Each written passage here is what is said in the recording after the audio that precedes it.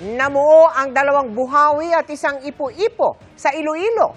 Nasira naman ang 3 bahay doon matapos mahagip ng buhawi. Nakatutok si Salima Refran.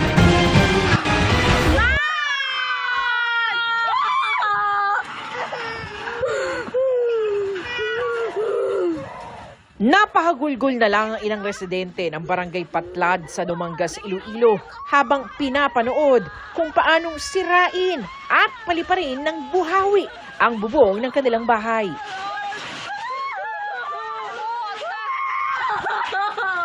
Nakita ko nga may nagalinupad, tapos amo to nga time, naghamban ako sa bana ko nga baliktan, kanday nanay, kay dulain na naiya.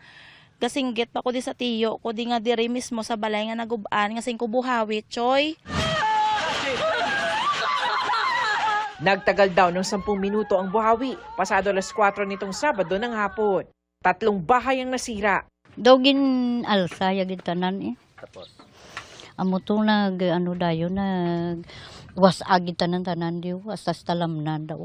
Ayon sa MDRMO Dumangas, 2 buhawi at 1 ipo-ipo ang naitala nila noong Sabado. Sa video na ito, kita kung gaano kalaki ang ipo-ipong nabuo sa dagat sa gitna ng Dumangas at isla ng Guimaras. pero ang sa may dagat to mo to ang pinakakulol ba ang gitama kadako mo. Wala namang naitalang nasaktan. Sa Lapu-Lapu City sa Cebu, may namataang ding ipo-ipo. Ayon sa Pag-asa, nabubuo ang buhawi sa lupa at ipo-ipo naman sa dagat kapag may severe thunderstorm. Na ay mga water sport activities, na ay mga sasakyang pandagat na gagmay, or kini mga naligo sa dagat is critical na siya if na ay water sport. Because kanang pagtuyok sa hangin, intensity na is kusog. That is usahay lagpas pa sa super typhoon category or mo range kini 100 kph up to more than up to 500 kilometers per hour. Nagdudulot din ng malakas na ulan na posibleng magpabaha ang thunderstorms gaya ng naranasan sa Lapu-Lapu City. Nagdulot din ito ng traffic.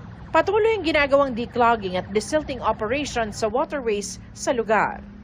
Para sa GMA Integrated News, Salima Refran, nakatutok 24 oras.